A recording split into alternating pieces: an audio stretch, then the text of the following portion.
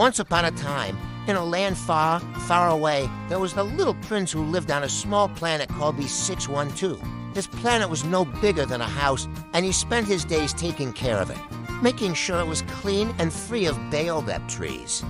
If the baobabs were allowed to grow, they would overrun the tiny planet and make it impossible for the prince to live there. One day, while watching a sunset, one of the many he could see just by moving his chair a few steps, the little prince discovered a new kind of plant sprouting on his planet.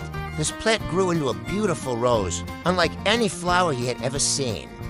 The rose was delicate and demanding, needing constant attention. Despite her thorns, the little prince fell in love with the rose, and he took great care of her. However, the rose was proud and vain. She often made the little prince feel inadequate, even though he did everything he could to make her happy. Feeling sad and confused, the little prince decided to leave his planet to explore the universe and learn more about life. He visited several neighboring asteroids, each inhabited by a single adult who puzzled him. On one planet, he met a king who claimed to rule over everything but had no subjects. On another, he found a vain man who craved admiration but lived alone. He also met a drunkard who drank to forget his shame, a businessman who counted stars he believed he owned, and a lamplighter who followed a strict routine without questioning its purpose. Finally, he encountered a geographer who never left his desk and knew nothing about the lands he mapped. The little prince found none of these grown-ups had much to teach him. They were too preoccupied with their own odd habits and obsessions. He felt lonely and missed his rose. Eventually, the little prince arrived on Earth, where he met a wise fox. The fox explained that the most important things in life are not visible. He taught the little prince about the meaning of friendship and love, saying, "One sees clearly only with the heart. What is essential is invisible to the eye." The fox's words made the little prince think deeply about his rose and how, despite her demanding nature, she was unique and special because he loved her. The little prince then met a pilot who had crashed his plane in the Sahara Desert. The pilot was trying to fix his plane, and he and the little prince became friends. The little prince shared stories of his travels and his rose, while the pilot told him about the confusing and often nonsensical world of grown-ups. As the days passed, the little prince grew homesick. He realized that he needed to return to his planet and his rose, who he now understood he truly loved and needed. The little prince found a way to return home with the help of a friendly snake who promised to send him back to the stars. Before he left, the little prince gave the pilot a heartfelt farewell. He promised that they would always be connected through the stars. Whenever the pilot looked up at the night sky, he would hear the little prince's laughter among the stars. The little prince's journey taught him the value of love, friendship, and the importance of looking beyond the surface to see the true essence of things. He returned to his planet, wiser and more caring than before, ready to tend to his rose and cherish the simple, beautiful life he had there. And so the little prince and his rose lived happily ever after on their tiny planet, B612, among the stars, where his laughter could be heard by anyone who looked up and listened with their heart.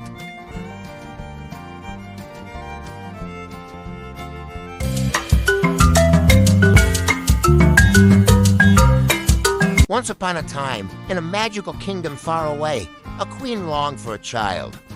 One day, her wish was granted by a kindly fairy, who promised the queen she would have a son as beautiful as the flower he was named after, Hyacinth. True to her word, the queen soon gave birth to a boy who was named Prince Hyacinth. Prince Hyacinth was indeed handsome, with bright blue eyes and golden hair. However, as the fairy had warned, he had one unusual feature. His nose was exceptionally large. Despite this, everyone in the kingdom adored him. His kind heart and cheerful disposition endeared him to all, and no one mentioned his large nose. When Prince Hyacinth turned 16, his mother, the queen, fell gravely ill. On her deathbed, she entrusted the young prince with the care of the kingdom and told him of a secret that had been kept from him. His nose was a curse. Only true love could break it. The prince was puzzled, for he had always thought his nose to be perfectly normal. The queen passed away, and Prince Hyacinth, now king, ruled wisely and kindly. However, he could not stop thinking about his mother's words. One day, he decided to set out on a journey to find true love and break the curse. Prince Hyacinth traveled far and wide, visiting many kingdoms. He met princesses and noble ladies, each more beautiful than the last, but none touched his heart. Despite their beauty, he could not feel true love for any of them. After many months, he found himself in a forest where he stumbled upon a tiny, rundown cottage. Inside the cottage lived a wise old woman who welcomed him warmly. The prince shared his story with her, and she listened carefully. To find true love, she said, you must look beyond appearances and see with your heart. She gave him a small mirror and told him to keep it close, for it would help him see the truth. The prince continued his journey and soon arrived in a beautiful garden where he met a girl named Flora. Flora was not a princess, but she was kind, gentle, and loved nature. The prince felt an immediate connection with her, and they spent days talking and laughing together. For the first time, he felt a warmth in his heart that he had never felt before. One evening, while they were walking in the garden, Flora spoke about the beauty of the flowers and how each one was unique. Prince Hyacinth, feeling brave, showed her the mirror the old woman had given him. To his surprise, Flora's reflection showed not just her outer beauty, but also her pure and loving heart. At that moment, Prince Hyacinth realized he loved Flora truly. He confessed his feelings to her, and Flora, who had grown to love the prince for his kindness and good heart, confessed she loved him too. As they embraced, a magical light surrounded them, and the curse on the prince was lifted. His nose became perfectly proportioned, but more importantly, he felt a joy he had never known. Prince Hyacinth and Flora returned to his kingdom, where they were married in a grand celebration. The people rejoiced, for their beloved prince had found his true love. The wise old woman attended the wedding, revealing herself to be the fairy who had blessed the queen many years ago. She told the prince that true beauty comes from within and that he had learned the most important lesson of all. Prince Hyacinth and Queen Flora ruled their kingdom with love and wisdom. They were beloved by their people and lived happily ever after, knowing that true love and kindness are the greatest treasures of all.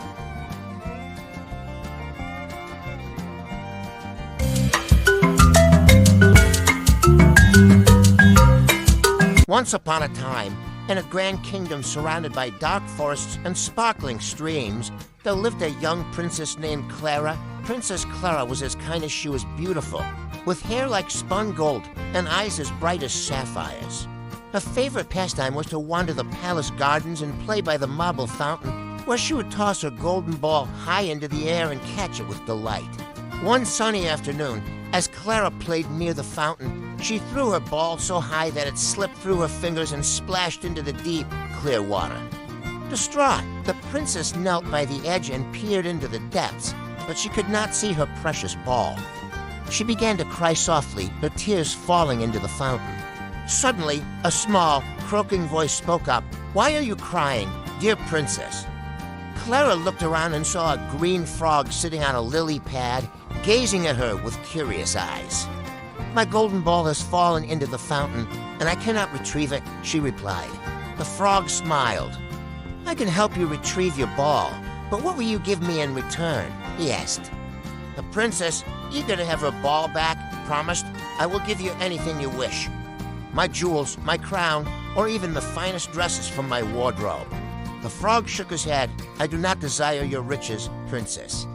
I only ask that you let me be your friend. Allow me to eat from your plate, and let me sleep on a pillow in your room."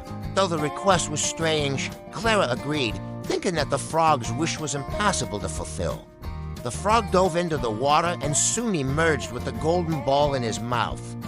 Clara clapped her hands with joy and took the ball, thanking the frog. She quickly ran back to the palace, forgetting all about her promise. The next evening, as the royal family dined, there was a knock at the door. To Clara's surprise, it was the frog, hopping into the grand dining hall. "Princess Clara," he croaked, "I have come to remind you of your promise." Clara's heart sank, but the king, her father, asked her what promise she had made. Reluctantly, she told him the story. The wise king nodded and said, "A promise must be kept, my daughter. Invite the frog to dine with us." With a sigh, Clara placed the frog on the table, and he ate from her plate. After dinner, he followed her to her room. The princess tried to ignore him, but the frog reminded her of the promise. She set a small pillow for him at the foot of her bed, feeling a mixture of frustration and guilt. The next morning, Clara awoke to find the frog still there, looking up at her with hopeful eyes. This continued for several days. The frog's persistence began to wear down Clara's initial resentment, and she found herself talking to him more each day, discovering that he was wise and kind. One night, as Clara prepared for bed, she looked at the frog and felt a pang of compassion. "You have kept your side of the bargain faithfully, dear frog," she said softly. "Thank you for your companionship with that." She gently kissed the frog on his forehead. Suddenly, the room filled with a dazzling light. Clara stepped back in astonishment as the frog transformed into a handsome prince. "Thank you, Princess Clara," said the prince. "I was cursed by a wicked witch to remain a frog until a princess showed me true kindness and friendship."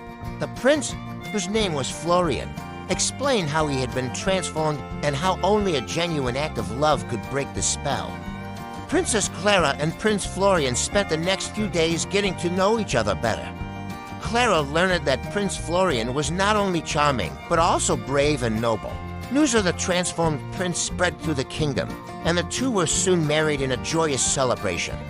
They ruled together with wisdom and kindness, teaching that true friendship and keeping promises were treasures more valuable than gold. And so Princess Clara and Prince Florian lived happily ever after, their bond stronger than ever, showing that kindness and true friendship can work magic beyond our wildest dreams.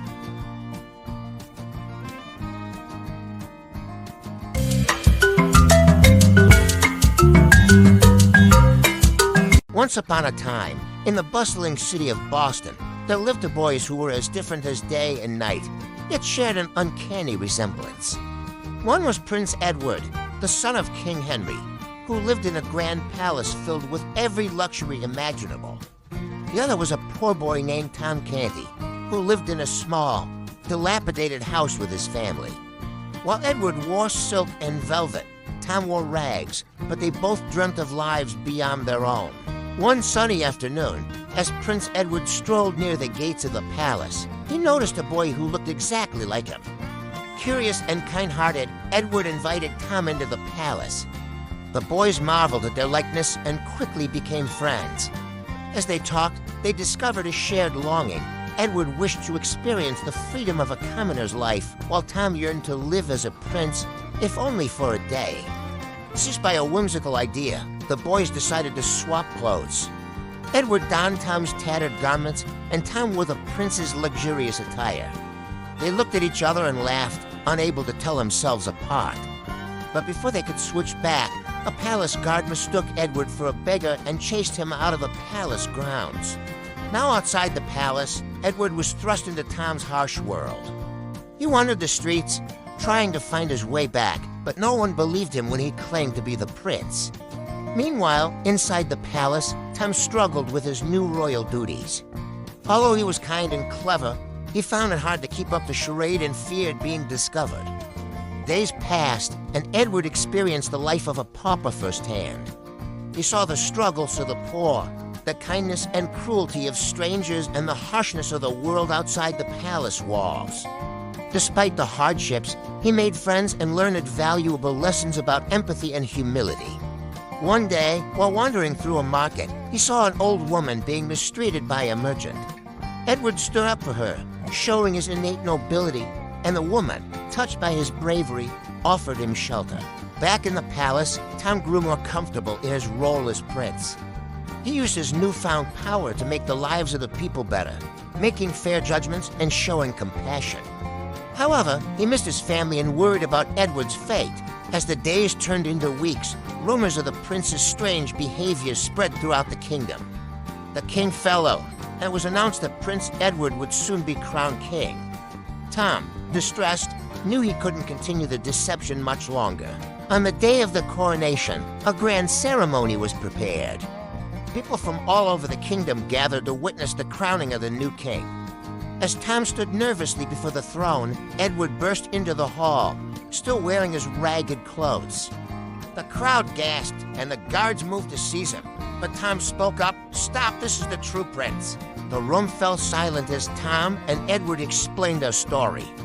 At first, there was disbelief, But when Edward showed his knowledge of the palace and the king's secret signs, everyone realized he was indeed the true prince.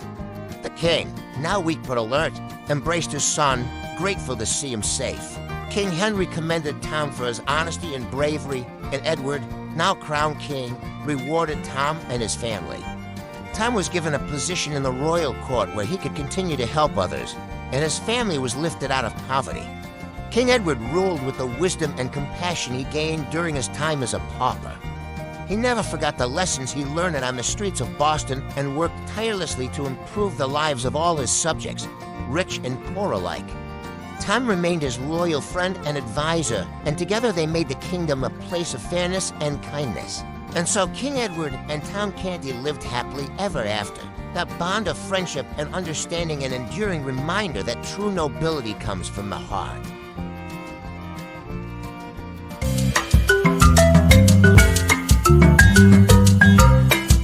Once upon a time, in the heart of a lush European kingdom, there lived a brave young prince named Lionel.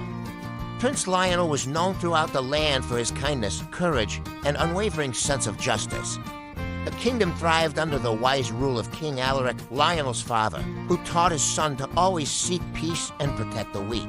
One day, news arrived that a fearsome dragon had taken up residence in the nearby mountains. The dragon, with scales as black as midnight and eyes that glowed like fiery embers, terrorized the villages, stealing livestock and causing great fear among the people. Determined to protect his kingdom, Prince Lionel decided to confront the dragon and put an end to its reign of terror.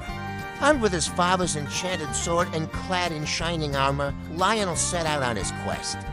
He traveled for days, through dense forests and over rugged hills, until he reached the dragon's lair high in the mountains. As he approached the dark cave, he felt a surge of fear but also a sense of determination. He knew he had to be brave for the sake of his people. Inside the cave, the dragon lay coiled around a massive pile of treasure, its scales glinting in the dim light. With a deep breath, Lionel stepped forward and called out, "Mighty dragon, I am Prince Lionel of the kingdom below. I have come to ask you to leave our land in peace." To Lionel's surprise, the dragon did not immediately attack. Instead, it opened one large eye and regarded the prince thoughtfully. "Why should I listen to a mere human?" the dragon rumbled, its voice echoing through the cavern. Lionel stood his ground and replied, "I seek a peaceful solution. Our people are frightened, and your actions have caused much suffering. If you leave us in peace, I promise you safe passage in a place where you can live without fear." The dragon was taken aback by Lionel's courage and sincerity.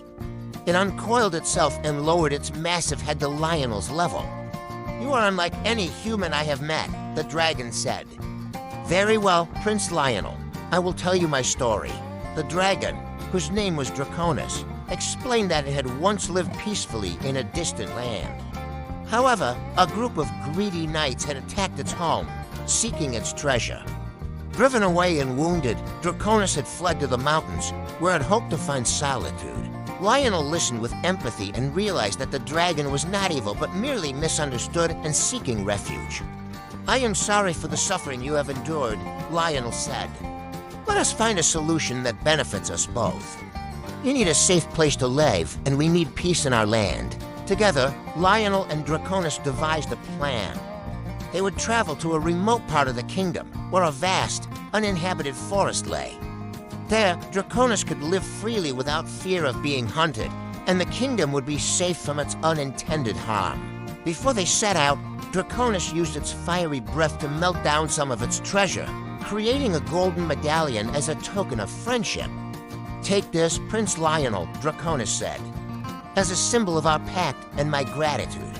The journey back to the kingdom was arduous but filled with mutual respect and growing friendship. When they arrived, King Alaric and the people were initially fearful, but Lionel assured them of the dragon's peaceful intentions. He told them of Draconis' plight and their agreement. The kingdom celebrated the newfound alliance. Draconis settled in the remote forest, where it lived without fear of intrusion. Occasionally, Lionel would visit his dragon friend, and the two would share stories of their adventures. The kingdom flourished, and the tale of Prince Lionel and Draconis the dragon became a beloved legend. It was a story that taught the importance of understanding, courage, and the power of friendship to overcome even the greatest fears.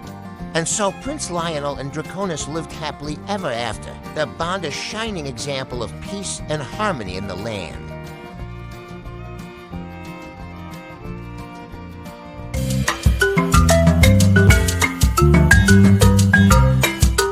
Once upon a time, in the picturesque kingdom of Verona, there lived a young prince named Matteo. Prince Matteo was known for his kindness, intelligence, and a heart full of curiosity. His father, King Leonardo, ruled wisely and taught Matteo the values of fairness and compassion. Yet, despite his idyllic life, Matteo felt an inexplicable longing for adventure. One evening, as the sun set over the rolling hills, an old storyteller visited the palace. She spoke of the Fates, three mysterious sisters who controlled the destinies of all living beings. Intrigued, Matteo approached the storyteller after her tale. "How can one meet the Fates?" he asked eagerly. The storyteller, with a knowing smile, said the Fates reside atop Mount Destiny, beyond the enchanted forest. It is a perilous journey, but for those who seek their wisdom, it is a journey worth taking. Determined to understand his destiny, Matteo set out early the next morning. With a sturdy horse, a few provisions, and his father's blessing, he ventured into the enchanted forest. The forest was dense and filled with magic, where trees whispered ancient secrets and streams glowed with an ethereal light. After days of traveling, Matteo reached the foot of Mount Destiny. As he began his ascent, he encountered a wise old owl perched on a branch. "Young prince, why do you seek the Fates?" the owl hooted. "I seek to understand my destiny and the path I must take," Matteo replied earnestly. The owl nodded and said, "To reach the Fates, you must first face 3 trials, each revealing a truth about yourself." Matteo continued his climb and soon came across a narrow bridge spanning a deep chasm. As he stepped onto the bridge, a fierce wind began to blow, threatening to throw him off balance. Remembering his father's teachings, Matteo stayed calm and moved steadily, focusing on each step. His determination and patience saw him safely across. Next, Matteo entered a dark cave where a voice echoed, "To proceed, you must light the way." With only a flint and some dry leaves, Matteo managed to kindle a small flame. The light revealed a path through the cave, guiding him forward. He realized that even in darkness, hope and resourcefulness could lead the way. Finally, Matteo emerged from the cave to find a beautiful but sorrowful maiden sitting by a stream. "Why do you weep?" he asked gently. "My village is suffering from a terrible drought," she replied. "Without water, we cannot survive."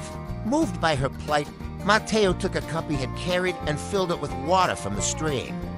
He handed it to her, saying, "Take this to your village, and I promise to help you find a lasting solution." The maiden's eyes sparkled with gratitude. "Your kindness and willingness to help others reveal your true character," she said, transforming into a radiant figure. "I am Fortuna, one of the Fates. You have passed the trials and shown your worthiness." Fortuna led Matteo to a hidden glade where her sisters, Nona and Decima, awaited. Nona, the fate of beginnings, held a thread representing Matteo's life. Decima, the fate of endings, held the shears. Fortuna, the fate of chance, stood between them. "Prince Matteo," Nona began, "you have shown patience, resourcefulness, and kindness. These qualities will guide you well." Decima spoke next. "Every life has its challenges, but you have the strength to face them." Finally, Fortuna smiled and said, "You seek your destiny, but remember, it is shaped by your choices. Trust in yourself and continue to do good, and you will find your path." With their words echoing in his heart, Matteo thanked the Fates and began his journey home. Along the way, he helped the maiden's village by sharing knowledge of irrigation, bringing prosperity back to their lands. Upon his return to Verona, Matteo shared his experiences and the wisdom he had gained. He ruled with compassion and justice, always mindful of the lessons from the Fates. The kingdom flourished under his reign, and the people adored him for his fairness and kindness. Prince Matteo's adventures became a cherished tale, teaching that one's destiny is not just a path to be discovered, but a journey shaped by choices, virtues, and the willingness to help others.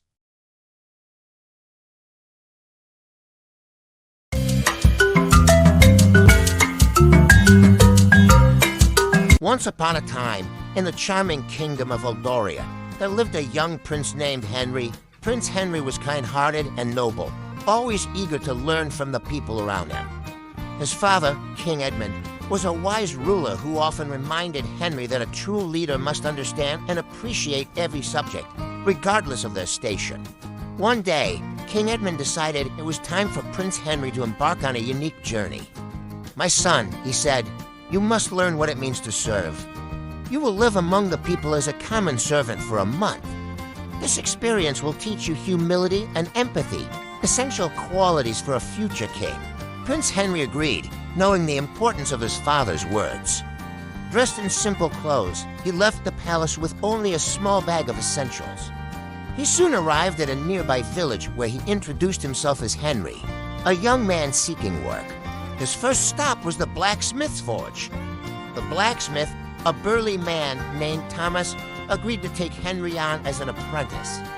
The work was tough, and Henry's hands soon became callous from shaping metal.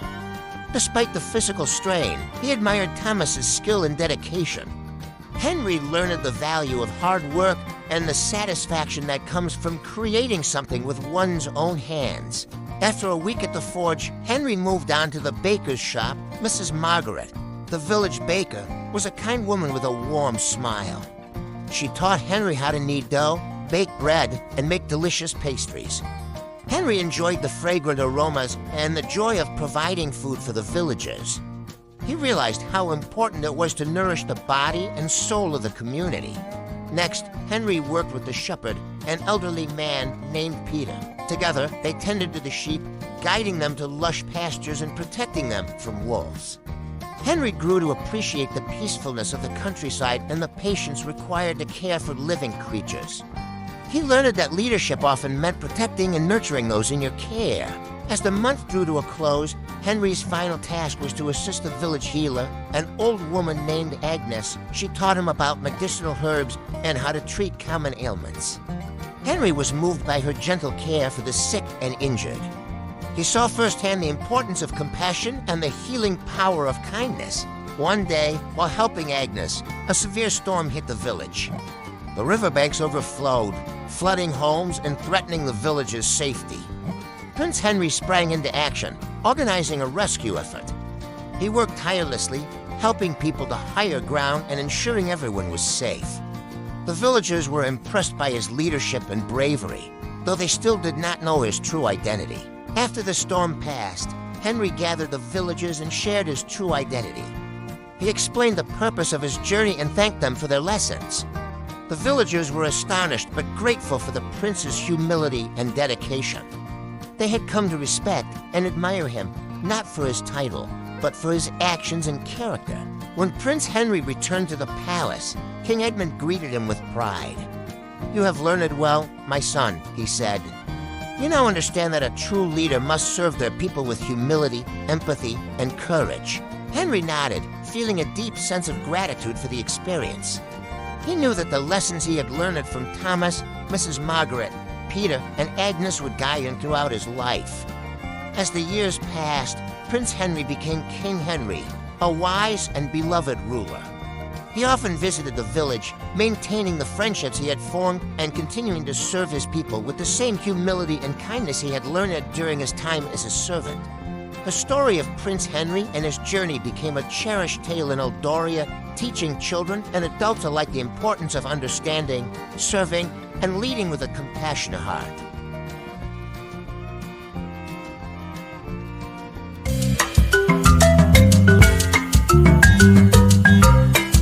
Once upon a time, in the enchanting kingdom of Albion, there lived a young prince named Arthur. Prince Arthur was known throughout the land for his courage, kindness, and insatiable curiosity. His father, King Cedric, was a wise and benevolent ruler who often shared tales of distant lands and forgotten castles with his son. One day, while exploring the royal library, Prince Arthur stumbled upon an ancient map. It depicted a forgotten castle deep within the misty mountains, a place shrouded in mystery and legend. The castle was said to hold great secrets and treasures, but had been abandoned for centuries. Arthur's heart filled with excitement and determination. He decided he must find this castle and uncover its secrets. With his father's blessing and a small group of loyal companions, Arthur set out on his quest. They journeyed through dense forests, crossed bubbling brooks, and climbed steep hills, guided by the ancient man. After several days, they reached the foothills of the Misty Mountains. The air was cool and the path treacherous, but Arthur's resolve was unwavering. As they ascended the mountains, the mist grew thicker, and the way forward became harder to see. Just when they thought they might be lost, they stumbled upon a narrow path that led them to the castle gates. The castle stood tall and imposing, its stone walls covered in ivy, and its towers reaching towards the sky. Arthur and his companions entered the castle cautiously. Inside, they found grand halls and towering staircases, all covered in dust and cobwebs. The air was filled with a sense of history and mystery. They split up to explore, each taking a different part of the castle. Arthur wandered into a vast chamber filled with ancient books and scrolls. As he examined the room, he discovered a large, ornate mirror standing in the corner. As he approached the mirror, it began to glow softly. To his amazement, the reflection was not his own, but that of a wise old man. "Greetings, young prince," the old man in the mirror spoke. "I am Merlin, the ancient wizard who once served your ancestors. This castle holds great secrets and powerful magic. To unlock its true potential, you must prove your worthiness by solving 3 riddles."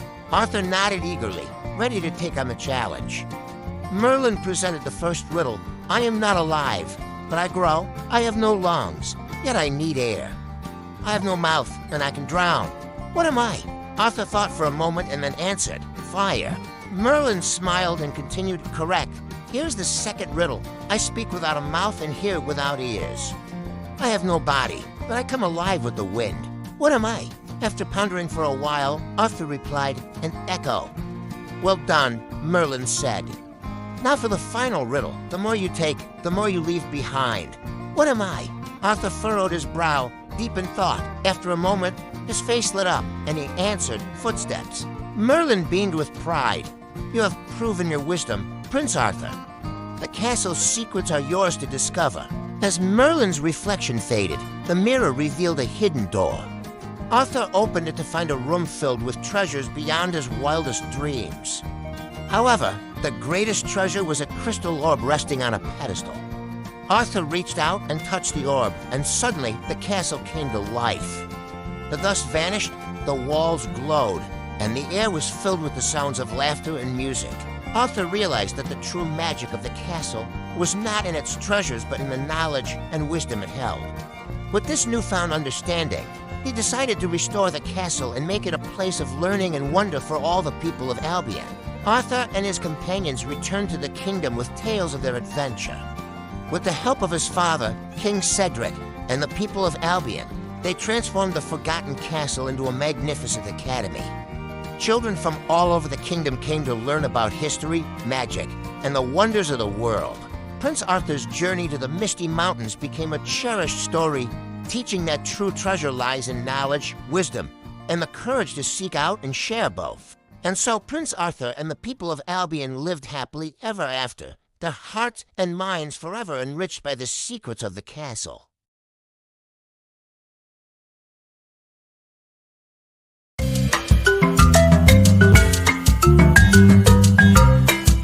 Once upon a time, in the vast and shimmering sands of Arabia, there was a prosperous kingdom called Al-Nur. In this kingdom, there lived a young prince named Jamal. Prince Jamal was kind-hearted, wise beyond his years, and known for his adventurous spirit. He loved exploring the hidden corners of his father's realm, often accompanied by his loyal companion, a clever monkey named Zaki. One hot, sunny day, while wandering through the bustling marketplace, Jamal and Zaki stumbled upon an old, dusty shop tucked away in a narrow alley. The shop was filled with curious trinkets and ancient artifacts. Among the clutter, a peculiar lamp caught Jamal's eye. It was tarnished and unremarkable, but something about it drew him in. Intrigued, Jamal picked up the lamp and brought it to the shopkeeper, an old man with twinkling eyes. "How much for this lamp?" Jamal asked. The shopkeeper smiled mysteriously. "That lamp is not for sale, young prince. But if you can uncover its secret, it will be worth more than all the gold in Alnur. Determined to solve the mystery, Jamal took the lamp back to the palace.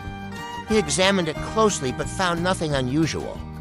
Frustrated, he decided to give it a good clean. As he rubbed the lamp, a cloud of smoke erupted and a magnificent genie appeared.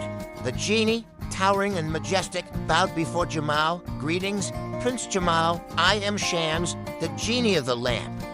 You have freed me from my prison, and in return, I shall grant you 3 wishes."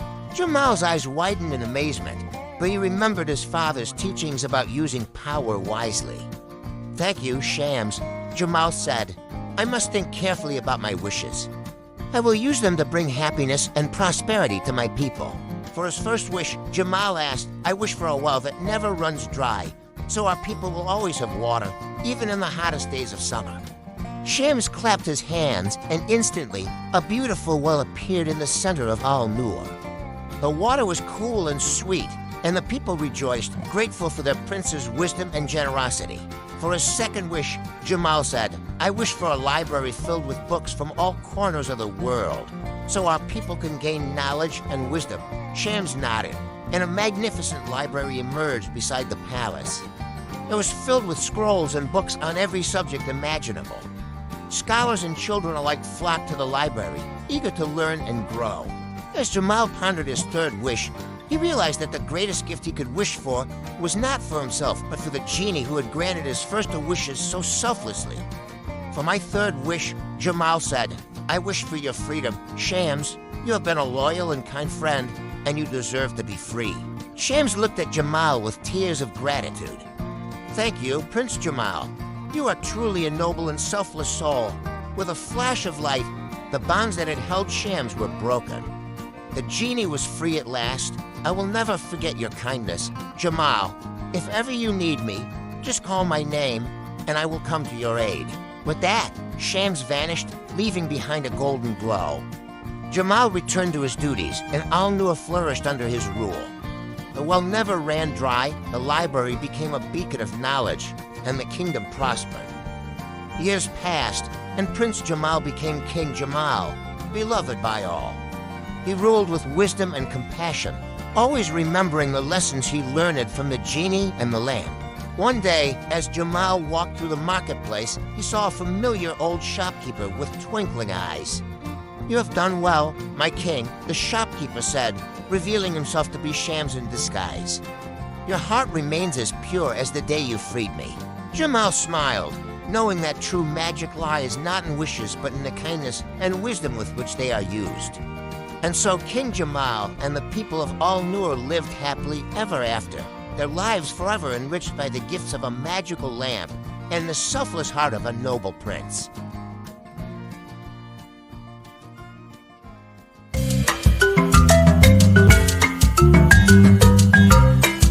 In the heart of a quaint German kingdom, there resided a young prince named Friedrich.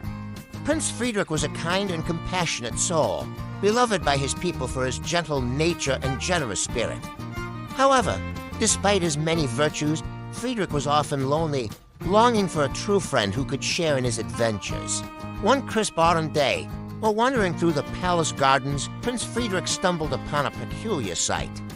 There, nestled amongst a cluster of trees, was a goose unlike any he had ever seen. Its feathers were as white as freshly fallen snow. Its eyes sparkled with an intelligence that surprised Friedrich. Intrigued by the unusual creature, Friedrich approached cautiously. To his surprise, the goose waddled over and nuzzled his hand, emitting a soft honk of greeting. Friedrich smiled, feeling an instant connection with the feathered friend before him. From that day forth, Friedrich and the goose became inseparable companions. They would explore the kingdom together, the goose leading Friedrich on grand adventures through forests and meadows, across rivers and valleys. Together, they discovered hidden treasures and encountered magical creatures, their bond growing stronger with each passing day. However, not everyone in the kingdom shared Friedrich's admiration for his feathered friend. The palace advisors and courtiers scoffed at the prince's unusual companion, ridiculing him for choosing a goose over noble companions. They whispered cruel words and plotted to rid the palace of the goose once and for all. One fateful night, While Friedrich slept soundly in his chambers, the jealous courtiers devised a wicked plan. Under the cover of darkness, they captured the goose and imprisoned it in the darkest depths of the palace dungeons, far from Friedrich's reach. When Friedrich awoke the next morning and discovered his friend missing, his heart sank with despair. He searched high and low, calling out the goose's name with tears in his eyes. But alas, his beloved companion was nowhere to be found. Determined to rescue his friend, Friedrich embarked on a daring quest to the dungeons.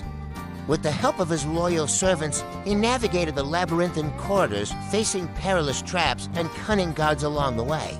At last, they reached the deepest cell, where the goose was held captive. Friedrich's heart swelled with relief at the sight of his friend, but his joy was short-lived. The wicked courtiers appeared, blocking their path and demanding that Friedrich abandon the goose and return to the palace. Refusing to abandon his loyal friend, Friedrich stood his ground, his eyes blazing with determination. With a wave of his hand, he commanded the palace guards to stand down, revealing the strength of his resolve. Impressed by Friedrich's bravery and loyalty, the courtiers bowed before him, acknowledging his noble spirit. They released the goose from its chains, allowing it to soar freely once more. From that day forth, Friedrich and the goose continued their adventures together, their bond stronger than ever before.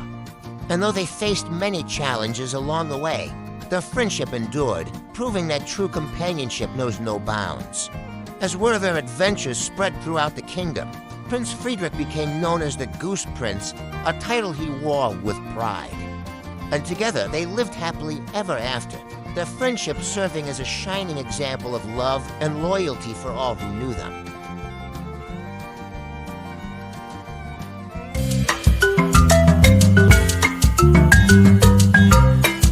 In the ancient land of Greece, nestled among rolling hills and azure seas, there lived a valiant prince named Perseus. Prince Perseus was known throughout the kingdom for his bravery, quick wit, and unwavering courage. His father, King Agamemnon, ruled wisely, but the land was plagued by a fearsome terror, a seven-headed dragon that terrorized the countryside, devouring livestock and spreading fear among the people. Determined to rid his kingdom of this menace, Prince Perseus set out on a perilous quest to confront the dragon. Armed with his father's sword and shield, he journeyed deep into the heart of the forest where the dragon was said to dwell. Along the way, he encountered many challenges, from treacherous ravines to dark caverns filled with lurking shadows. After days of traveling, Perseus finally reached the dragon's lair, a dark and forbidding cave hidden amidst towering cliffs. As he entered, the air grew thick with the stench of sulfur, and the ground trembled beneath his feet. In the depths of the cave, he beheld a fearsome sight, the seven-headed dragon, each head snarling and snapping with deadly intent. Undaunted, Perseus raised his sword and shouted, "I am Prince Perseus, and I have come to vanquish you, foul beast." The dragon roared in response, its fiery breath engulfing Perseus in a blazing inferno. But the prince stood firm, his shield deflecting the flames as he advanced toward the beast. With each swing of his sword, he struck a blow against the dragon's scales, determined to free his kingdom from its grip of fear. As the battle raged on, Perseus realized that he could not defeat the dragon through brute force alone. Drawing upon his cunning and quick thinking, he devised a plan to outwit the beast. With a swift motion, he lured the dragon into a narrow passageway where its heads became tangled in the rocky walls. Seizing the opportunity, Perseus struck with all his might, severing each of the dragon's heads one by one. With a final roar of defiance, the beast collapsed to the ground, defeated at last. As the kingdom rejoiced in the dragon's defeat, Prince Perseus returned home, hailed as a hero. His courage and ingenuity had saved the land from destruction, and the people sang songs of his valor for generations to come. And so Prince Perseus and the kingdom of Greece lived in peace and prosperity, their hearts forever grateful to the brave prince who had conquered the seven-headed dragon and restored light to their land.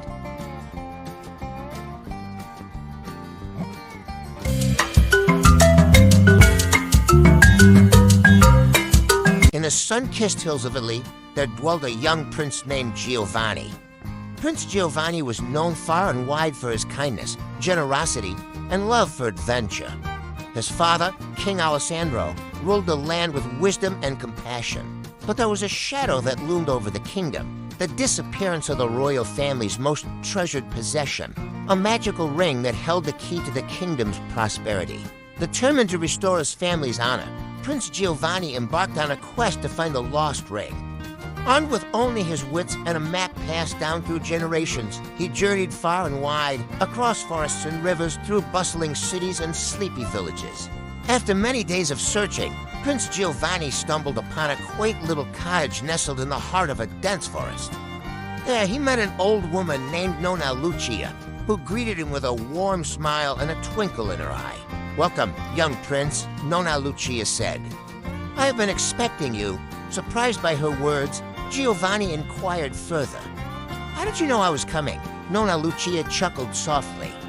"The winds of fate whispered your name to me, my dear. You seek the lost ring. Do you not?" Giovanni's eyes widened in astonishment. "Yes, how did you know?" Nonna Lucia gestured toward a worn chest sitting in the corner of her cottage. "Inside that chest lies the key to your quest," she said cryptically. Curious, Giovanni approached the chest and opened it, revealing a simple golden ring adorned with intricate carvings. As he reached out to touch it, he felt a strange energy coursing through his veins. "This is the ring you seek," Nonna Lucia said. "But be warned, young prince, its power comes with a great responsibility." Determined to prove his worth, Giovanni accepted the ring and set out on his journey once more. With each step, he felt the ring's magic guiding him, leading him closer to the truth. As he traveled through the kingdom, Giovanni encountered many trials and tribulations. He faced fierce beasts, cunning thieves, and treacherous terrain, but he never wavered in his determination to fulfill his quest. Finally, after many trials and tribulations, Giovanni reached the summit of a towering mountain. There, nestled among the clouds, he found the lost ring's resting place, a hidden chamber guarded by ancient statues. With trembling hands, Giovanni placed the ring upon its rightful pedestal, and a blinding light engulfed the chamber. When the light subsided, Giovanni found himself standing in the heart of his kingdom, surrounded by the joyous cheers of his people.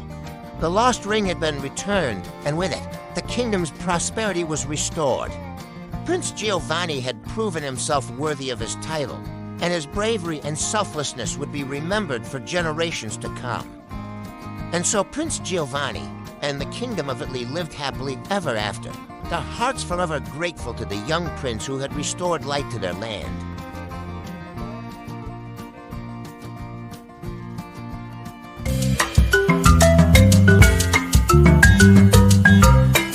In the picturesque countryside of Poland, there lived a young prince named Jakub. Prince Jakub was known for his adventurous spirit, kind heart, and love for exploration.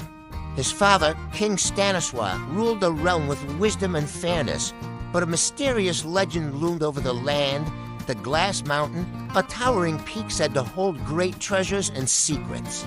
Determined to uncover the truth behind the legend, Prince Jakub set out on a daring quest to conquer the Glass Mountain. Armed with his father's sword and a brave heart, he journeyed through dense forests, across rushing rivers, and over rolling hills.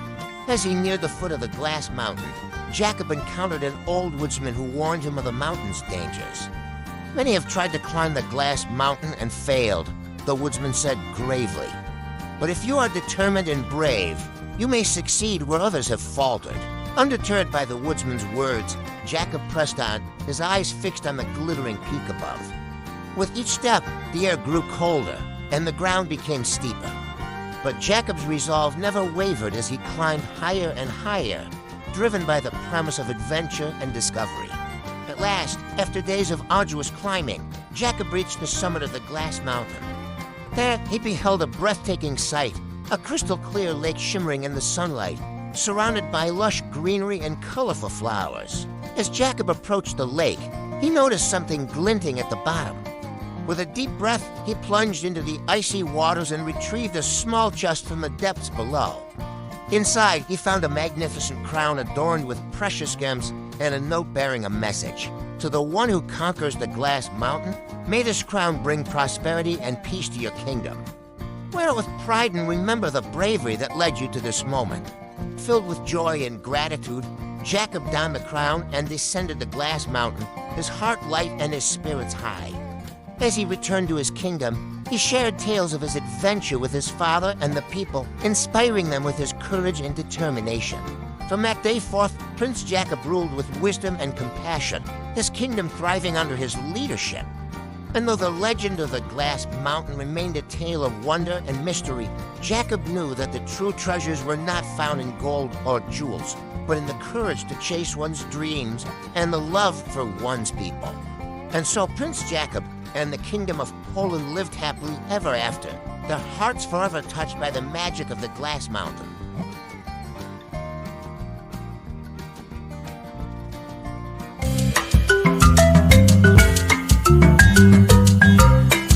In the ancient and mystical land of Persia, there lived a young prince named Amir. Prince Amir was renowned for his courage, kindness, and love for adventure.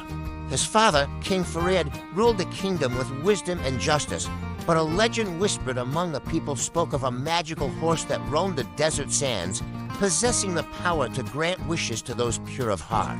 Determined to uncover the truth behind the legend, Prince Amir set out on a quest to find the elusive creature.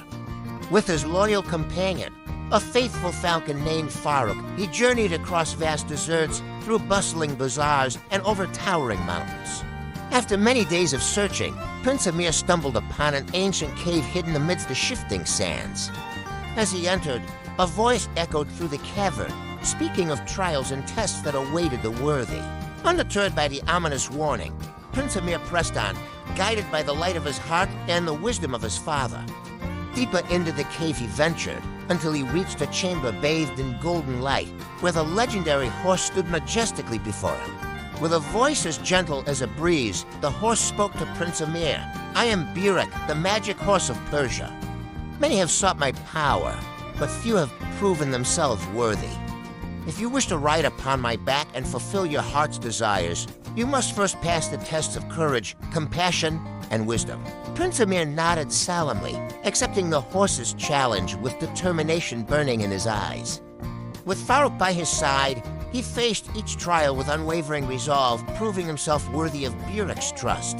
As the final trial approached, Prince Amir found himself standing before a towering mountain, its peak shrouded in mist and mystery. With a deep breath, he began the arduous climb, his heart filled with determination and hope. At last, after what seemed like an eternity, Prince Amir reached the summit of the mountain.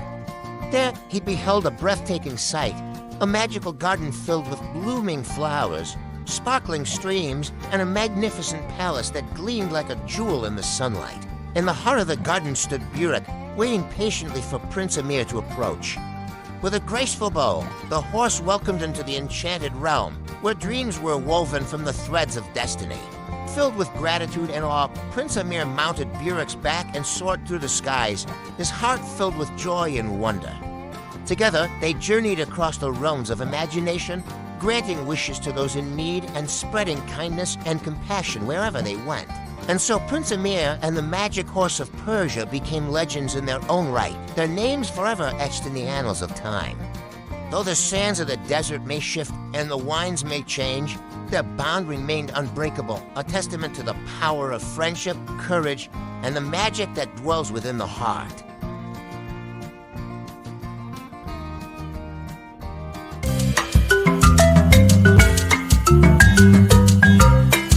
In the misty highlands of Scotland, there lived a young prince named Alistair. Prince Alistair was known for his adventurous spirit, kind heart, and love for exploration. His father, King Malcolm, ruled the kingdom with wisdom and fairness, but a legend whispered among the villagers spoke of an enchanted forest that lay beyond the rolling hills, where magic thrived and mysteries abounded. Determined to uncover the truth behind the legend, Prince Alistair set out on a quest to find the fabled forest. With his loyal hound, a faithful companion named Angus, he journeyed through verdant glens, across rushing rivers, and over rugged moors. After many days of wandering, Prince Alistair stumbled upon a hidden path that led deep into the heart of the forest. As he entered, the air grew thick with the scent of pine, and the sound of rustling leaves filled his ears. Undeterred by the eerie atmosphere, he pressed on, guided by the light of his heart and the wisdom of his ancestors. As he ventured deeper into the forest, Prince Alistair encountered many wonders, sparkling streams, towering trees, and elusive creatures that darted through the shadows. Yet, amidst the beauty and enchantment, he sensed a presence watching him, a presence that beckoned him further into the depths of the forest.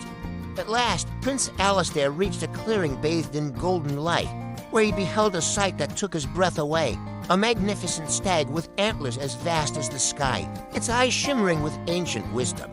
With a voice as gentle as the wind, the stag spoke to Prince Alistair. "I am Marag, guardian of the enchanted forest. Many have sought the secrets of this realm, but few have proven themselves worthy. If you wish to unlock the mysteries of the forest and uncover its hidden treasures, you must first pass the tests of courage, compassion, and wisdom."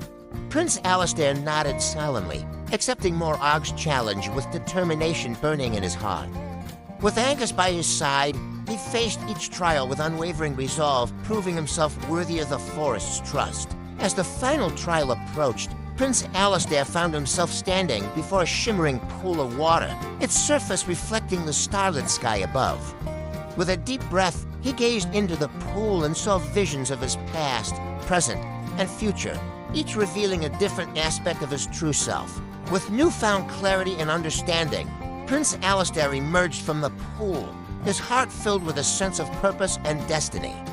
He knew that he was ready to embrace the magic of the forest and unlock its secrets, not for personal gain, but to protect and preserve the beauty of the land for generations to come. And so Prince Alistair became the guardian of the enchanted forest, his bond with Marag and the creatures of the forest stronger than ever before. Together, they roamed the realms of magic and wonder, spreading kindness and compassion wherever they went. And though the legend of the enchanted forest may fade with time, the spirit of adventure and discovery will live on in the hearts of all who dare to dream.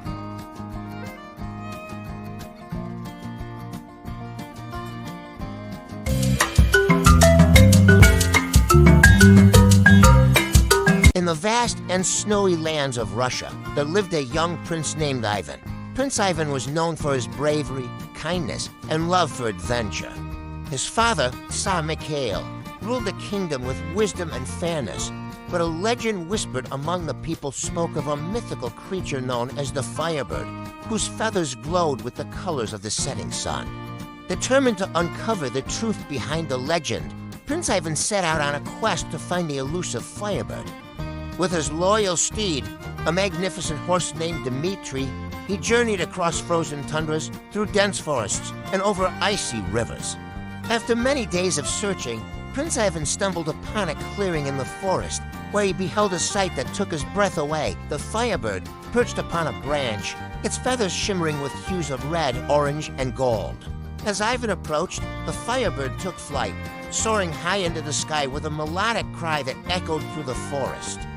Undeterred by the creature's elusiveness, Ivan mounted Dmitri and gave chase, his heart filled with determination and wonder. Through thick forests and over towering mountains, Ivan pursued the Firebird, guided by the light of the setting sun and the wisdom of his ancestors. Along the way, he encountered many trials and tribulations, fierce beasts, treacherous terrain, and dark forests filled with lurking shadows. Yet, through it all, Ivan remained steadfast in his quest, his spirit undaunted by the challenges that lay ahead.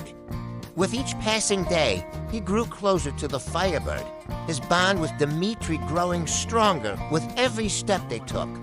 At last, after what seemed like an eternity, Ivan reached the edge of a vast lake, where the Firebird stood upon a rocky outcrop, its feathers glowing with an ethereal light. With a gentle smile, the creature spoke to Ivan, its voice as melodious as a songbird song. "I am the Firebird, guardian of the skies," the creature said. "Many have sought my power, but few have proven themselves worthy. If you wish to capture me and claim my feathers, you must first pass the tests of courage, compassion, and wisdom." Prince Ivan nodded solemnly, accepting the Firebird's challenge with determination burning in his heart. With Dmitri by his side, he faced each trial with unwavering resolve, proving himself worthy of the creature's trust. As the final trial approached, Prince Ivan found himself standing before a towering cliff, its sheer face gleaming in the light of the moon. With a deep breath, he closed his eyes and leapt into the unknown, his heart filled with faith and courage. As he fell through the air, Ivan felt a pair of wings sprout from his back, carrying him safely to the ground below.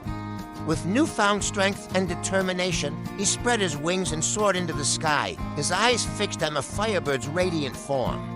With a graceful swoop, Ivan captured the firebird in his arms, its feathers glowing with an otherworldly light.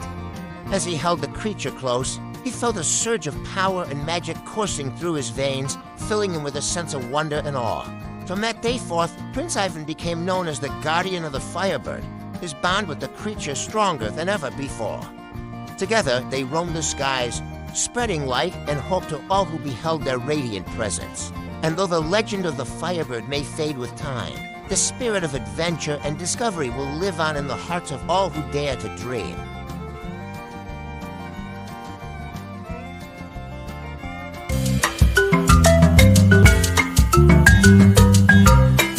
In the bustling markets of ancient Arabia, there lived a young prince named Ahmed. Prince Ahmed was known for his adventurous spirit, kindness, and love for exploration.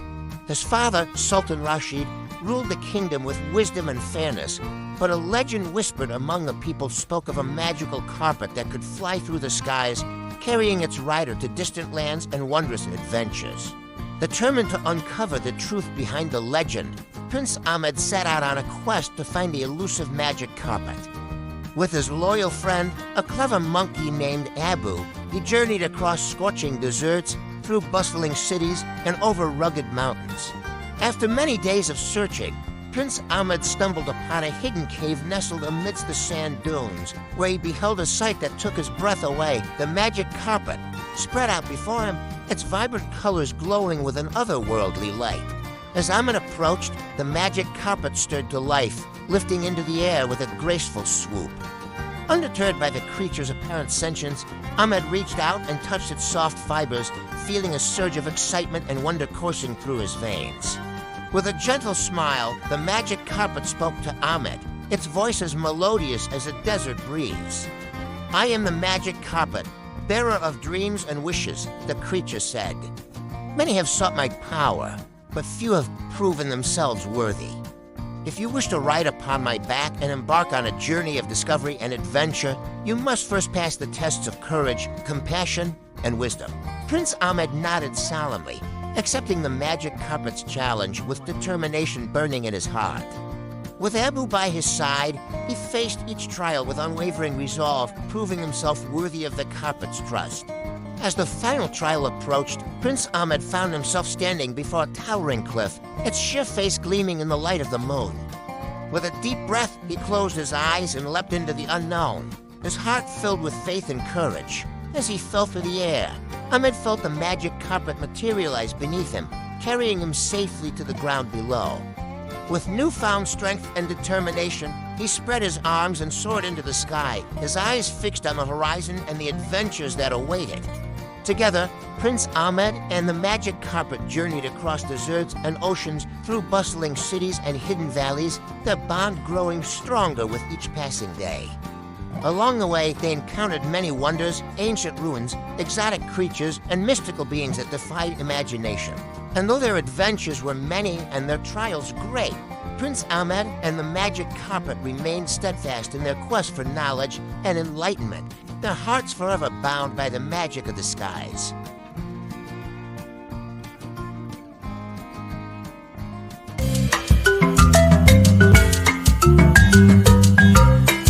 In the rugged and snow-covered lands of Norway, there lived a young prince named Eric. Prince Eric was known for his bravery, kindness, and love for adventure. His father, King Olaf, ruled the kingdom with wisdom and fairness, but a legend whispered among the people spoke of a mighty bear king who ruled over the northern forests with strength and wisdom. Determined to uncover the truth behind the legend, Prince Eric set out on a quest to find the elusive bear king with his loyal companion, a fierce wolf named Bjorn. He journeyed across frozen fjords, through dense pine forests, and over towering mountains. After many days of searching, Prince Eric stumbled upon a hidden cave nestled amidst the ancient trees, where he beheld a sight that took his breath away. The Bear King, sitting upon a throne of ice and stone, his fur gleaming in the pale moonlight. As Eric approached, the Bear King rose to his full height, towering over the prince with a regal air. Undeterred by the creature's imposing presence, Eric bowed respectfully and spoke with a voice filled with determination and respect. "I seek your wisdom, noble Bear King," Eric said. "I wish to learn the secrets of the forest and the ways of the wild. Will you share your knowledge with me?" The Bear King regarded Eric with piercing eyes, his gaze filled with a mixture of curiosity and amusement. "You are brave to seek me out, young prince," the Bear King said, "but the path you seek is not an easy one. If you wish to learn the ways of the forest, you must first prove yourself worthy. Are you prepared to face the trials that lie ahead?" Prince Eric nodded solemnly, accepting the Bear King's challenge with determination burning in his heart. With Bjorn by his side, he faced each trial with unwavering resolve, proving himself worthy of the Bear King's trust. As the final trial approached, Prince Eric found himself standing before a towering waterfall, its icy waters crashing down from the heights above. With a deep breath, he plunged into the frigid depths, his body tingling with cold and adrenaline. As he swam against the current, Eric felt a pair of powerful arms wrap around him, pulling him to safety. With a grateful smile, he emerged from the water and beheld the Bear King standing before him, his fur glistening with droplets of water. "You have proven yourself worthy, young prince," the Bear King said. "You have shown courage, compassion, and humility in the face of adversity. And for that, I shall share with you the secrets of the forest and the wisdom of the wild." And so Prince Eric became a pupil of the Bear King, learning the ways of the forest and the ways of the wild. Together, they roamed the northern lands, their bond growing stronger with each passing day. And though their adventures were many and their trials great, Prince Eric and the Bear King remained steadfast in their quest for knowledge and enlightenment, their hearts forever bound by the magic of the wild.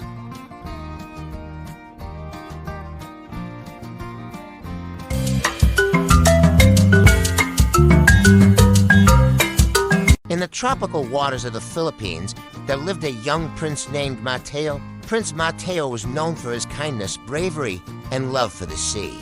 His father, King Rodrigo, ruled the underwater kingdom with wisdom and fairness, but a legend whispered among the ocean creatures spoke of a magical fish known as the rainbow fish, whose scales shimmered with all the colors of the rainbow. Determined to uncover the truth behind the legend, Prince Mateo set out on a quest to find the elusive rainbow fish with his loyal companion, a playful dolphin named Dalisay. He journeyed through coral reefs, past swaying sea grass, and over vast stretches of open ocean. After many days of searching, Prince Mateo stumbled upon a hidden cove nestled amidst the coral, where he beheld a sight that took his breath away: the rainbow fish, swimming gracefully through the crystal-clear waters, its scales gleaming in the sunlight. As Mateo approached, the rainbow fish regarded him with curious eyes, its gaze filled with a mixture of wonder and amusement. "Why do you seek me, young prince?" the fish asked, its voice echoing through the depths. "I seek your wisdom and guidance," Mateo replied, his voice filled with determination and respect. "Will you share your secrets with me, noble fish?" The rainbow fish considered Mateo's request for a moment before nodding graciously. "I shall grant you 3 wishes, young prince," the fish said. "But choose wisely, for the magic of the sea comes with great responsibility." With a grateful smile, Mateo accepted the fish's offer, his heart filled with gratitude and wonder. With Dalisay by his side, he pondered his wishes carefully, knowing that the fate of his kingdom rested in his hands. As the final wish approached, Prince Mateo found himself standing before the royal palace, its walls gleaming with pearls and coral. With a deep breath, he closed his eyes and made his final wish, his voice echoing through the halls of the palace. And in an instant, the kingdom was transformed, its coral reefs vibrant with color, its creatures filled with joy and prosperity, their hearts forever touched by the magic of the sea. From that day forth, Prince Mateo ruled the underwater kingdom with wisdom and compassion, his bond with the rainbow fish stronger than ever before. Together, they swam through the depths, spreading light and hope to all who beheld their radiant presence.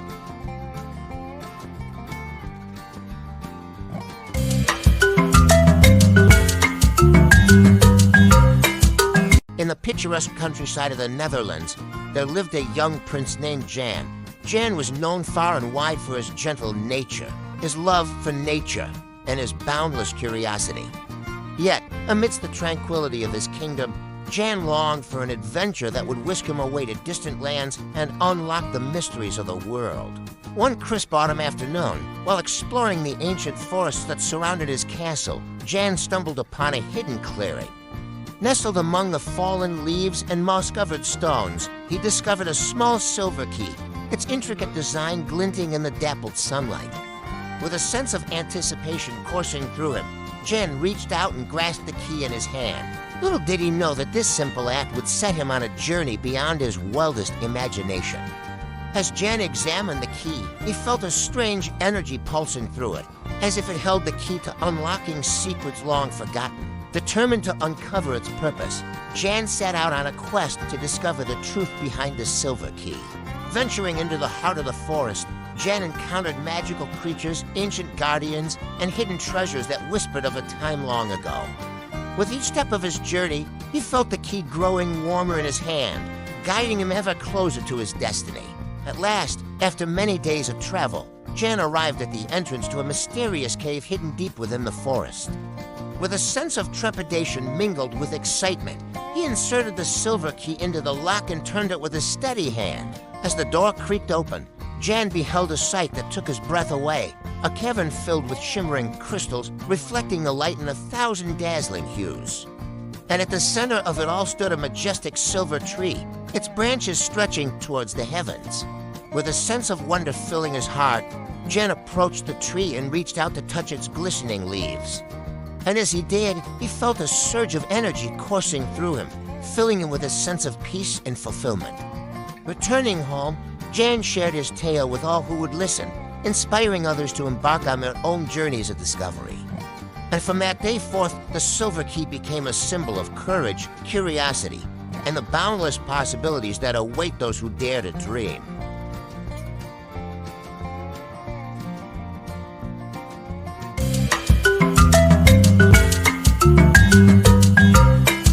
In the misty mountains of Korea, there lived a young prince named Minho. He was known throughout the kingdom for his bravery, compassion, and love for adventure. But amidst the rolling hills and ancient temples, Minho longed for a quest that would test his courage and showcase his strength. One crisp morning, as he explored the rugged landscape surrounding his palace, Minho stumbled upon a hidden cave nestled among the rocky cliffs.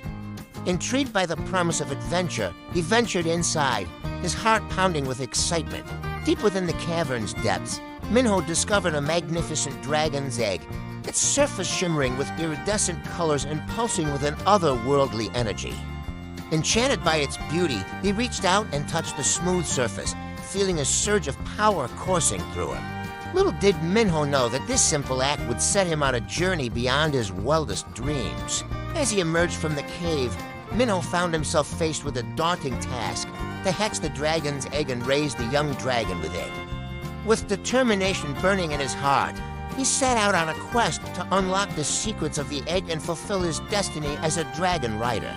Along the way, Minho encountered mystical creatures, ancient guardians, and treacherous obstacles that tested his courage and resolve. But with each challenge he faced, he grew stronger and more determined to succeed. At last, after many days of travel, Minho arrived at the peak of the highest mountain, where the egg was said to hatch under the light of the full moon. With a steady hand and a brave heart, he placed the egg upon a bed of soft moss and waited with bated breath. As the moon rose into the night sky, the egg began to crack open, revealing a tiny dragon hatchling with scales as bright as emeralds and eyes as wise as the stars. With a sense of awe and wonder, Minho reached out and cradled the young dragon in his arms, knowing that their bond would last a lifetime. Together, they soared through the skies, exploring the world and protecting the kingdom from danger. And as they journeyed onward, Minho shared his tale with all who would listen, inspiring others to embrace the magic of friendship and the power of courage. And from that day forth, the dragon's egg became a symbol of hope, strength, and the unbreakable bond between a prince and his dragon.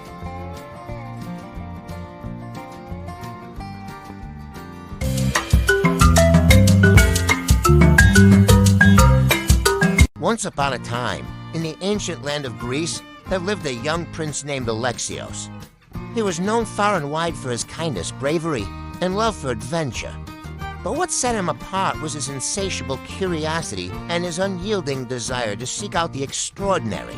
One sunny morning, as Alexios wandered through the lush gardens of his palace, he stumbled upon a peculiar sight, a shimmering golden apple nestled among the branches of a tree. Its radiant glow captivated him, and he knew in his heart that this was no ordinary fruit. Determined to unravel the mystery behind the golden apple, Alexios embarked on a quest that would take him across distant lands and treacherous paths. Along the way, he encountered magical creatures, wise old wizards, and enchanting forests that seemed to whisper secrets of ancient times. After many days of travel, Alexios arrived at the foot of a towering mountain, where rumor had it the golden apple tree stood. With unwavering courage, he began his ascent, overcoming obstacles and facing challenges with the strength of his spirit. As he reached the summit, he beheld a sight that took his breath away, a magnificent tree with branches adorned with shimmering golden apples, each one more dazzling than the last. But guarding the tree was a fierce dragon, its scales gleaming in the sunlight, its eyes blazing with fury. Undeterred, Alexios approached the dragon, offering it his friendship and respect. Surprised by his bravery and sincerity, the dragon agreed to let him take one golden apple, but only if he could answer a riddle. With a confident smile, Alexios listened as the dragon posed its question. "Tell me, young prince, what is the greatest treasure in all the world?" Alexios pondered for a moment before replying, "The greatest treasure lies not in gold or jewels, but in the hearts of those we love and the memories we create together." Impressed by his wisdom, the dragon nodded and allowed him to pluck a golden apple from the tree. Holding it aloft, Alexios felt a surge of joy and wonder fill his soul, knowing that he had discovered the true meaning of treasure. Returning home triumphant, Alexios shared his tale with all who would listen, spreading hope and inspiration throughout the kingdom. And from that day forth, the golden apple became a symbol of courage, wisdom, and the boundless power of the human spirit.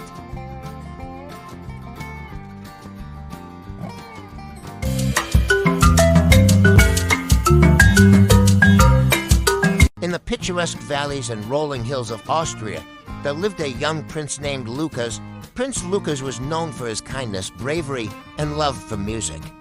His father, King Wolfgang, ruled the kingdom with wisdom and fairness, but a legend whispered among the people spoke of a magical flute that possessed the power to charm even the wildest of creatures. Determined to uncover the truth behind the legend, Prince Lucas set out on a quest to find the elusive magic flute with his loyal companion. A clever rabbit named Fritz, he journeyed through verdant meadows, past babbling brooks, and over snow-capped mountains. After many days of searching, Prince Lucas stumbled upon a hidden glade nestled amidst the trees, where he beheld a sight that took his breath away, the magic flute, resting upon a bed of wild flowers, its silver surface glinting in the sunlight. As Lucas approached, the flute seemed to come to life, its notes hanging in the air like sweet perfume. "Why do you seek me, young prince?" it asked, its voice like a gentle breeze rustling through the leaves. "I seek your enchanting melodies and the magic they hold," Lucas replied, his voice filled with determination and reverence. "Will you share your secrets with me, noble flute?" The magic flute considered Lucas's request for a moment before nodding gracefully. "I shall grant you 3 tunes, young prince," it said. "But choose wisely, for the power of music is both a gift and a responsibility." With a grateful smile, Lucas accepted the magic flute's offer, his heart filled with anticipation and wonder.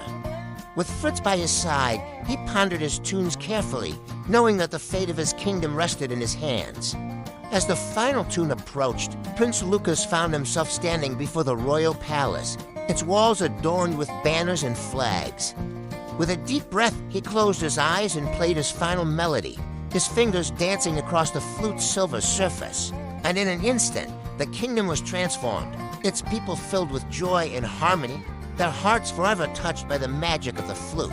From that day forth, Prince Lucas ruled the kingdom with wisdom and compassion, his bond with the magic flute stronger than ever before. Together, they roamed the countryside, spreading music and laughter to all who beheld their radiant presence.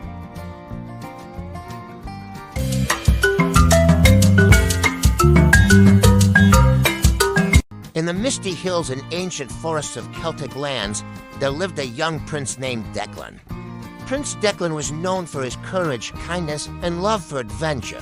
His father, King Cormac, ruled the kingdom with wisdom and fairness, but a legend whispered among the people spoke of a giant who dwelled in the heart of the mountains, guarding a treasure beyond imagination. Determined to uncover the truth behind the legend, Prince Declan set out on a quest to find the elusive giant's daughter. With his loyal hound, a spirited wolfhound named Finn, he journeyed across emerald valleys, through whispering groves, and over mist-shrouded hills. After many days of wandering, Prince Declan stumbled upon a hidden cave nestled amidst the craggy cliffs, where he beheld a sight that took his breath away. The giant's daughter, standing tall and proud, her eyes as blue as the summer sky. As Declan approached, the giant's daughter regarded him with a mixture of curiosity and amusement. "What brings a prince to the realm of giants?" she asked, her voice rumbling like thunder. "I seek the treasure that lies within your father's mountain," Declan replied, his voice steady and determined. "Will you help me, fair maiden?" The giant's daughter smiled, a twinkle of mischief in her eyes. "The treasure you seek is not easily won, young prince," she said. "But if you prove yourself worthy, I shall guide you to its hidden chamber." With a nod of gratitude, Declan accepted the giant's daughter's challenge, his heart filled with determination and courage. With Finn by his side, he faced each trial with unwavering resolve, proving himself worthy of the maiden's trust. As the final trial approached, Prince Declan found himself standing before a towering mountain, its summit lost in the clouds. With a deep breath, he began the arduous climb, his muscles burning with exertion and his spirit soaring with hope. At last, after what seemed like an eternity, Declan reached the summit of the mountain. There he beheld a breathtaking sight, a chamber carved from stone, filled with treasures beyond imagination. With a grateful smile, the giant's daughter led Declan into the chamber, where he beheld the greatest treasure of all, a golden harp that sang with the voice of angels. "This harp is yours to keep, young prince," the giant's daughter said. "But remember, true treasure lies not in gold or jewels, but in the love and friendship we share with others." Filled with gratitude and wisdom, Prince Declan returned home with the golden harp, his heart forever touched by the kindness and generosity of the giant's daughter. And though the legend of their meeting may fade with time, the spirit of adventure and friendship will live on in the hearts of all who hear their tale.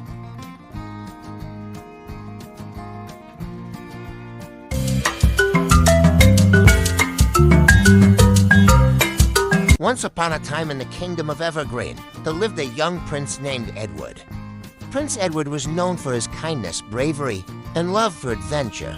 His father, King Frederick, ruled the kingdom with wisdom and fairness, but a legend whispered among the villagers spoke of a magical being known as the fairy godmother, who granted wishes to those in need. Determined to uncover the truth behind the legend, Prince Edward set out on a quest to find the elusive fairy godmother.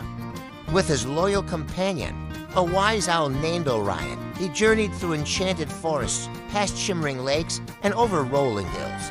After many days of searching, Prince Edward stumbled upon a hidden glen nestled amidst the trees, where he beheld a sight that took his breath away. The fairy godmother, sitting upon a throne of moss and flowers, her wings shimmering in the dappled sunlight. As Edward approached, the fairy godmother regarded him with kind eyes, her smile warm and inviting. "What brings you to my realm, young prince?" she asked, her voice soft and melodious. "I seek your guidance and assistance," Edward replied, his voice filled with determination and respect. "Will you help me, noble fairy godmother?" The fairy godmother considered Edward's request for a moment before nodding graciously. "I shall grant you 3 wishes, young prince," she said. "But choose wisely, for the magic of the fairy realm comes with great responsibility." With a grateful smile, Edward accepted the fairy godmother's offer, his heart filled with gratitude and wonder. With Orion by his side, he pondered his wishes carefully, knowing that the fate of his kingdom rested in his hands. As the final wish approached, Prince Edward found himself standing before the royal palace, its spires gleaming in the sunlight. With a deep breath, he closed his eyes and made his final wish, his voice echoing through the halls of the palace. And in an instant, the kingdom was transformed. its people filled with joy and prosperity, their hearts forever touched by the magic of the fairy godmother. From that day forth, Prince Edward ruled the kingdom with wisdom and compassion, his bond with the fairy godmother stronger than ever before. Together, they roamed the realm, spreading light and hope to all who beheld their radiant presence.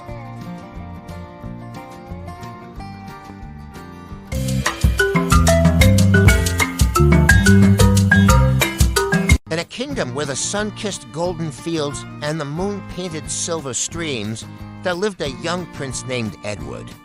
His kingdom was a place of magic and wonder, where legends of fairies and enchanted forests danced in the hearts of its people. One fateful day, as Prince Edward was wandering through the woods, he stumbled upon a hidden glade bathed in shimmering light. At its center stood a radiant figure, the fairy queen, ruler of the enchanted realm. With eyes as bright as stars and wings that glowed with ethereal light, the fairy queen beckoned to the prince, her voice like a melody that echoed through the trees. "Welcome, young prince," she said, her voice soft yet commanding. "I have been expecting you." Filled with wonder and curiosity, Prince Edward approached the fairy queen, his heart racing with excitement. "I have heard tales of your kingdom and the magic that dwells within," he said, his voice filled with awe. "But I never dreamed I would have the honor of meeting you." The fairy queen smiled, her eyes twinkling with mischief. "You have a kind heart, Prince Edward, and a spirit that yearns for adventure. I believe you are destined for great things." In that moment, the fairy queen revealed to Prince Edward the true purpose of his journey, to embark on a quest that would test his courage and prove his worthiness to rule alongside her as king of the enchanted realm. With a grateful heart and determination in his eyes, Prince Edward accepted the challenge. And so, under the guidance of the fairy queen, he set out on a journey filled with trials and tribulations, facing challenges that tested his bravery and resolve. Along the way, Prince Edward encountered mythical creatures and faced perilous obstacles, but with the fairy queen's guidance, he overcame each challenge with courage and determination. Finally, after many days of travel, Prince Edward reached the heart of the enchanted realm, a place of untold beauty and wonder, where magic danced in the air and dreams were made real. There, amidst the shimmering light of the fairy queen's court, Prince Edward proved himself worthy of her trust and admiration. And as he stood before her, his heart filled with pride and joy, she bestowed upon him a great honor, the title of King of the Enchanted Realm. And so Prince Edward ruled alongside the fairy queen, bringing peace and prosperity to the realm for all eternity. And though his adventures had come to an end, his spirit remained forever intertwined with the magic of the enchanted realm, a testament to the power of courage, kindness, and the bond between a prince and his fairy queen.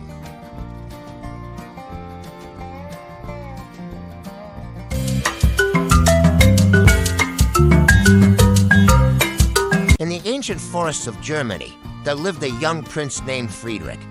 Prince Friedrich was known for his kindness, bravery, and love for adventure. His father, King Reinhard, ruled the kingdom with wisdom and fairness, but a legend whispered among the villagers spoke of a magical mirror that held the power to reveal the truest desires of one's heart. Determined to uncover the truth behind the legend, Prince Friedrich set out on a quest to find the elusive mirror. With his loyal companion, a spirited fox named Wilhelm, he journeyed through towering trees, past babbling brooks, and over rugged mountains.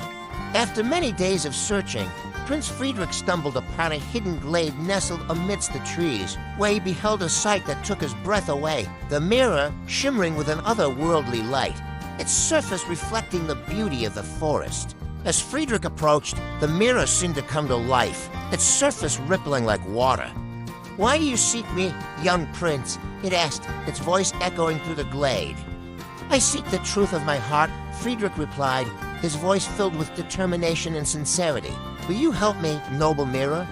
The mirror considered Friedrich's request for a moment before nodding solemnly. "I shall reveal to you the true desires of your heart, young prince," it said. "But beware, for the truth can be both beautiful and terrifying." With a determined nod, Friedrich accepted the mirror's offer, his heart filled with anticipation and wonder. With Wilhelm by his side, he gazed into the mirror's surface, ready to face whatever truths it might reveal. As he looked into the mirror, Friedrich saw visions of his past, present, and future, each revealing a different aspect of his true self. He saw moments of joy and sorrow, triumph and defeat, but through it all, one desire remained constant: to bring happiness and prosperity to his kingdom and its people.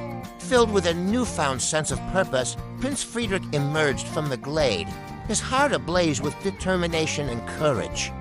With Wilhelm by his side, he returned to the kingdom, ready to fulfill his destiny and bring about a brighter future for all.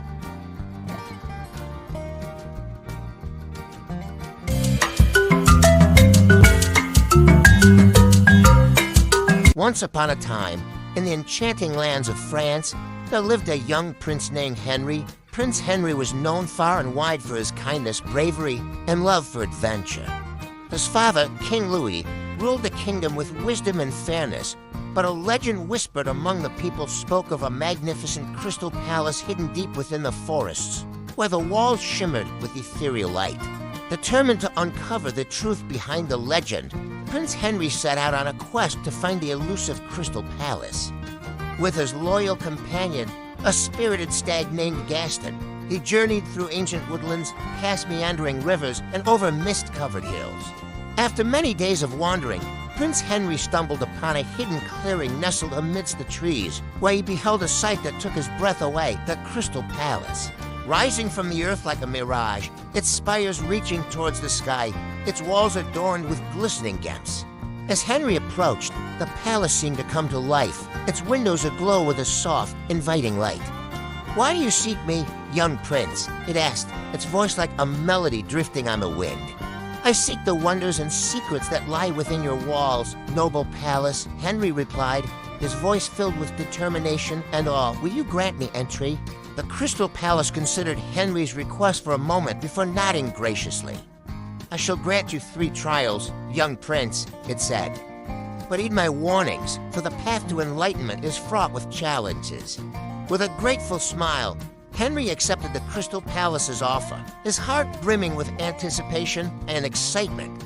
With Gaston by his side, he faced each trial with courage and determination, knowing that the fate of his kingdom depended on his success. As the final trial approached, Prince Henry found himself standing before the palace gates, their doors gleaming with an otherworldly light. With a deep breath, he pushed open the doors and entered the palace, his spirit soaring with hope and wonder. And in an instant, the palace was transformed, its walls shimmering with 1,000 hues, its halls filled with laughter and music, its gardens blooming with the most exquisite flowers. From that day forth, Prince Henry ruled the kingdom with wisdom and compassion, his bond with the Crystal Palace stronger than ever before. Together, they brought prosperity and happiness to the land, their legacy echoing through the forests and fields for generations to come.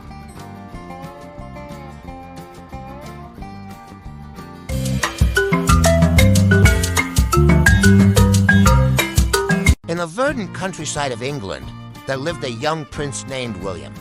Prince William was known for his kindness, bravery, and love for adventure. His father, King Edward, ruled the kingdom with wisdom and fairness, but a legend whispered among the villagers spoke of a magical pair of boots that granted their wearer extraordinary speed and agility. Determined to uncover the truth behind the legend, Prince William set out on a quest to find the elusive boots with his loyal companion. A mischievous cat named Whiskers, he journeyed through rolling hills, past babbling brooks, and over ancient stone bridges. After many days of searching, Prince William stumbled upon a hidden glen nestled amidst the trees, where he beheld a sight that took his breath away: the boots, resting upon a bed of moss and ferns, their leather gleaming in the dappled sunlight. As William approached, the boots seemed to come to life, their laces twitching with anticipation. "Why do you seek us, young prince?" they asked, their voices like whispers on the wind. "I seek your swiftness and agility, noble boots," William replied, his voice filled with determination and respect. "Will you aid me on my quest?" The boots considered William's request for a moment before nodding graciously. "We shall grant you 3 trials, young prince," they said. "But tread carefully, for the path ahead is fraught with peril." With a grateful smile, William accepted the boots' offer, his heart filled with anticipation and excitement. With Whiskers by his side, He faced each trial with courage and determination, knowing that the fate of his kingdom rested on his success. As the final trial approached, Prince William found himself standing before the royal palace, its walls gleaming with banners and flags. With a deep breath, he slipped on the boots and felt their power surge through him, his spirit soaring with hope and determination. And in an instant, the palace was transformed, its halls echoing with laughter and music, its gardens blooming with the most exquisite flowers. From that day forth, Prince William ruled the kingdom with wisdom and compassion, his bond with the boot stronger than ever before. Together, they brought prosperity and happiness to the land, their legacy echoing through the hills and valleys for generations to come.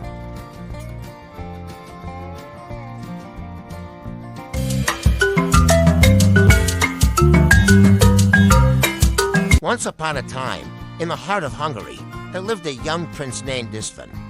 He was known throughout the kingdom for his kindness, bravery, and love for adventure. But amidst the rolling hills and winding rivers, István yearned for companionship beyond that of his loyal subjects. One fateful day, as he wandered through the royal gardens, István stumbled upon a hidden grove where 7 brothers lived in seclusion. Each brother possessed a unique gift bestowed upon them by the mystical forces of the forest. Intrigued by their presence, István approached with curiosity, his heart filled with wonder. The brothers welcomed him with open arms, inviting him to share in their company and partake in their magical gifts. The eldest brother, Ferenc, possessed the strength of 10 men and could move mountains with a single touch. The second brother, Laszlo, had the gift of foresight and could see into the future with clarity. The third brother, Gabor, possessed the power of healing and could mend even the deepest wounds with a simple touch. As István spent time with the brothers, he grew to admire their unique abilities and longed to learn their secrets. Together, they embarked on a quest to unlock the true potential of their gifts and discover the wonders of the world around them. Through enchanted forests and mystical meadows, across raging rivers and treacherous mountains, István and the brothers journeyed onward, their bond growing stronger with each passing day. At last, after many trials and tribulations, they arrived at the edge of a vast lake where the final test awaited them. With a steady hand and a brave heart, István plunged into the icy waters, his spirit guided by the wisdom of the brothers and the magic of the forest. As he emerged from the depths, István felt a surge of power coursing through him, as if the very essence of the forest had become one with his soul. With newfound strength and clarity, he returned home, his heart filled with gratitude for the brothers who had shown him the true meaning of friendship and brotherhood. And from that day forth, István and the 7 brothers lived as one, sharing in each other's joys and sorrows and spreading their gifts of love, wisdom, and compassion throughout the kingdom of Hungary.